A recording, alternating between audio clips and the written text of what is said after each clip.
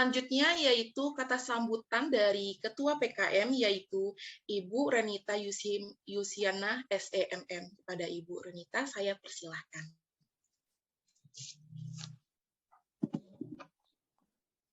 Baik. Assalamualaikum warahmatullahi wabarakatuh. Assalamualaikum warahmatullahi wabarakatuh. Ya, alhamdulillah akhirnya kita bisa berkumpul dan bertemu kembali di acara PKM kali ini ya. Alhamdulillah sudah ada Kang Devi, sudah ada Pak Tony, sudah ada Bu Eka dan teman-teman lain dari Posyandu. Assalamualaikum semuanya Bapak Ibu, apa kabar? Waalaikumsalam, baik Bu. Baik, alhamdulillah. Hari ini kita akan melaksanakan kegiatan masyarakat dengan judul pengembangan platform sebagai sarana edukasi stunting di Desa Rancatungku. Nah, kenapa dari tim kami ini mengambil tema mengenai stunting khususnya di Posyandu? Karena sebelumnya kita tahu ya, karena terdapat masalah stunting pada balita, yaitu masalah gizi kurang atau gizi buruk. Nah, stunting ini sebenarnya bisa kita cegah dengan memperbanyak edukasi dan juga memberikan penyuluhan atau edukasi yang baik atau sosialisasi yang baik dari Posyandu ke masyarakat melalui media sosial. Dan nanti kita juga akan membantu desa untuk membuatkan platform sebagai pengganti KSM. Jadi kalau saat ini yang existing yang sudah digunakan adalah kartu sehat begitu ya, KSM, kartu sehat mandiri begitu. Nah, nanti kalau kartu sehat mandiri ini akan kita bantu, kita buatkan platform sehingga pencatatannya itu dilakukan secara digital. Karena kita khawatir kalau kita menggunakan KMS, sebentar ya, kalau kita menggunakan KMS, mohon maaf KMS ya, kartu menuju sehat, ini ada kendala-kendala, bisa saja bukunya rusak ataupun kartu KMS-nya hilang, tulisan dalam bukunya tidak terbaca dan lain-lain. Jadi salah satu solusinya adalah kami dan tim itu membuatkan platform untuk pencatatan pengganti kartu menuju sehat, sehingga nanti dari pihak Posyandu itu memiliki data-data yang lengkap mengenai anak-anak yang ada di desanya, seperti itu. Nah, mudah-mudahan dengan adanya kegiatan kami hari ini itu bisa membantu tim Posyandu dan juga pihak desa untuk meningkatkan kesehatan masyarakat yang ada di desanya. Begitu. Jadi mungkin sambutan dari saya sebagai Ketua PKM hari ini seperti itu. Terima kasih banyak Bapak Ibu atas kerjasama yang baik. Selamat pagi. Baik, terima kasih ya Ibu Renita selaku Ketua PKM. Nah, selanjutnya kata sambutan dari Bapak Tony Nugraha selaku Sekretaris Desa Rancatungku. Pada Bapak Tony Nugraha dipersilahkan. Terima kasih Ibu. Selamat siang semuanya. Assalamualaikum warahmatullahi wabarakatuh. Puji dan syukur kita panjatkan kehadirat Allah Subhanahu wa taala bahwasanya pada pagi ini kita bisa berkumpul melalui Zoom meeting ini. Perkenalkan, nama saya Tony Nugraha selaku Sekretaris Desa Rancatungku yang membawahi juga Posyandu Desa Rancatungku. Mudah-mudahan dengan adanya program dari STT Telkom ini memberikan edukasi pengetahuan lebih dalam lagi mengenai tentang Posyandu di desa kami. Mohon maaf, Kepala Desa Rancatungku tidak bisa langsung hadir dalam kesempatan ini, dan beliau menugaskan kepada saya untuk menghadiri dan memberikan kata sambutan dari pemerintahan desa. Untuk selanjutnya mungkin kami merasa kebingungan untuk perihal dalam pelaksanaan program ini, maka kami mohon bimbingannya dari Ibu dan tim dari STT Telkom membantu kami para kader dalam kegiatan ini, Bu. Memang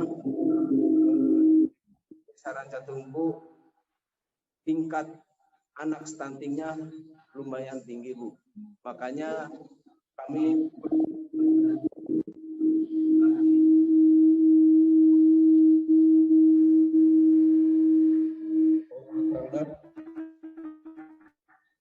dalam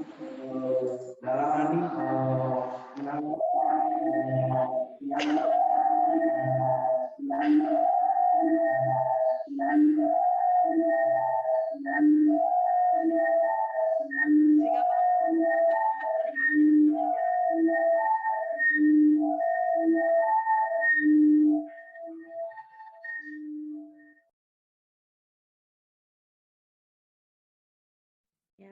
Mohon maaf Pak Tony, mungkin nggak apa-apa Bapak tidak perlu menggunakan mic, itu terdengar suaranya Bapak? Ya.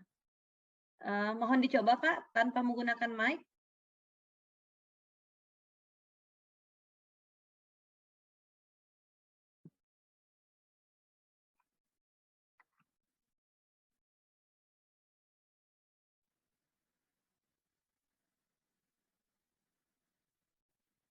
Ya. Kepada panitia boleh dibantu untuk di-unmute. sudah jelas, Bu? Nah, jelas Pak. Ini sudah cukup jelas Pak tanpa mic. Silakan Pak Tony. Oke. Makasih, Bu. Baik Oke, Pak. untuk selanjutnya kami terus terang, Bu, masih bingung dalam pelaksanaan program ini. Makanya kami juga memerlukan bimbingan yang langsung bersentuhan dengan kader-kader yang ada di desa kami, Bu. Ini banyak program, Bu, yang mengenai stunting ini, baik itu dari dinas sendiri atau dari tingkat kecamatan. Cuman untuk kali ini belum realisasi ke lapangan. Makanya kami juga perlu bimbingan, sentuhan-sentuhan atau sasaran yang paling tepat untuk menangani atau mengurangi dampak dari stunting itu juga, Bu. Terutama kesadaran ibu-ibu yang mempunyai anak stunting juga belum ada kesadaran yang kami bingungkan gitu, Bu. Mudah-mudahan dengan adanya program ini kita bisa lebih terarah, Bu, gitu, untuk menangani masalah stunting di desa kami. Mungkin untuk sementara, Bu, sekian dulu. Nanti untuk lebih lanjutnya kita bisa berbincang-bincang dengan para kader yang ada hadir kali ini, Bu. Cukup sekian dari saya. Wabillahi taufiq wal hidayah. Wassalamualaikum warahmatullahi wabarakatuh. Waalaikumsalam warahmatullahi wabarakatuh. Baiklah, terima kasih saya ucapkan kepada Bapak Tony Nugraha selaku Sekretaris Desa Rancatungku. Selanjutnya kita akan masuk ke tahap pemateri, yaitu materi tentang sosial media sebagai sarana edukasi kesehatan keluarga pada masyarakat oleh Ibu Renita Yusiana SEMM. Kepada Ibu Renita Yusiana dipersilahkan. Mohon maaf sebelumnya Bapak Ibu, ini karena saya masih ada bersisa batuk ya, mungkin akan ada berdehem. Ya, baik Bapak Ibu, Pak Tony, kemudian Bu Eka, Kang Devi, dan teman-teman semua dari Posyandu di Desa Rancatungku. Jadi hari ini kita akan membagi presentasi menjadi 3 bagian, Pak Tony ya. Jadi bagian pertama yaitu saya akan share mengenai bagaimana caranya kita mengedukasi kesehatan, khususnya mengenai stunting ini kepada masyarakat melalui media sosial. Nah, itu pertama dari saya. Kemudian nanti kedua, nanti ada materi yang akan dibawakan oleh Pak Devi mengenai platform yang akan kita gunakan untuk pencatatan kesehatan masyarakat beserta nanti dari Baby Daily ya, beserta dari tim yang membantu kami membuat aplikasinya. Begitu. Jadi ini benar ya seperti yang Pak Tony sampaikan sebelumnya, kalau stunting ini memang menyebabkan pertumbuhan anak ya. Jadi tingginya itu kurang maksimal, kemudian besar badannya tidak sesuai. Nah, itu memang dikarenakan oleh beberapa faktor ya Pak Tony, tergantung dari gizi ibunya dari sebelum dari di kandungan atau dari sedang hamil sampai dengan dari anak tersebut dilahirkan. Nah, mungkin kalau untuk dari kami itu belum bisa memberikan atau share mengenai tips kesehatan yang harus dilakukan karena jujur saja kalau untuk tips kesehatannya itu bukan bidang kami ya Pak Tony, karena kami bidangnya dari sosial dan dari teknis. Sedangkan untuk kesehatannya mungkin itu akan bisa di-share dari bidang kedokteran atau yang lain yang berhubungan dengan kesehatannya. Jadi kalau kami akan membantu dari cara kita dari Posyandu untuk share atau untuk memberikan edukasi melalui media sosial, begitu. Jadi kalau sekarang kita mau edukasi, jadi dari pihak Posyandu itu kami sarankan untuk melakukan edukasi secara aktif begitu, karena memang kalau kita tahu Posyandu secara umum, sekarang Posyandu itu biasanya hanya melakukan organisasi pemanggilan kepada ibu-ibu RT setempat itu kalau mau mengadakan vaksin, kalau mau memberikan vitamin A, vitamin C, vitamin cacing dan lain-lain.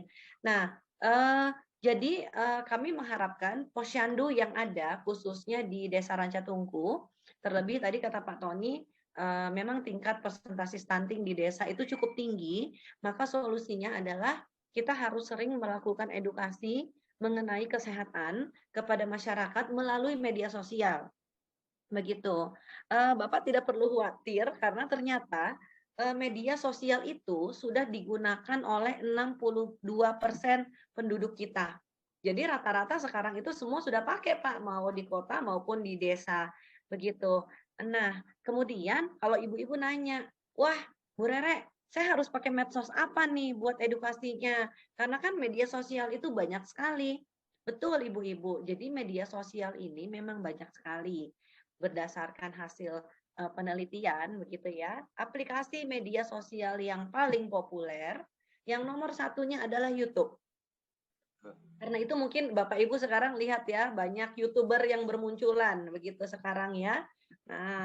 Nah ini YouTube ternyata penontonnya banyak sekali. Yang menggunakan YouTube itu sampai dengan 94% dari 62% yang sudah menggunakan medsos tadi.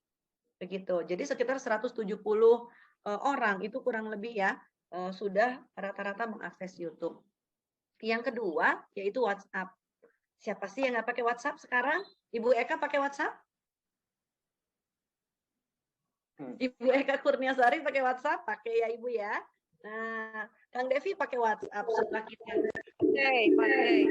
Pakai Bu Eka ya. Nih, Pak Tony pakai WhatsApp. Saya sama Kang Devi suka bertegur sapa menggunakan WhatsApp. Nah, ternyata ini 88% yang sudah menggunakan. Kemudian selanjutnya adalah Instagram Bapak Ibu. Instagram ini 86%. Kemudian Facebook juga sudah digunakan 85%. Nah, jadi mungkin Bapak Ibu bisa memilih menggunakan aplikasi ini untuk sharing atau untuk membuat edukasi kepada masyarakat. Yaitu pemanfaatan teknologi informasi untuk kesehatan masyarakat oleh Bapak Devi Riana Sukendra STMT. Kepada Bapak Devi Riana Sukendra STMT, dipersilahkan. Baik, terima kasih Mbak Cherly Ramadhani atas kesempatannya. Berbicara tentang teknologi informasi, mungkin Bapak Ibu sekalian di sini, wah ini menurut para ahli apa ini menggabungkan komputasi, terus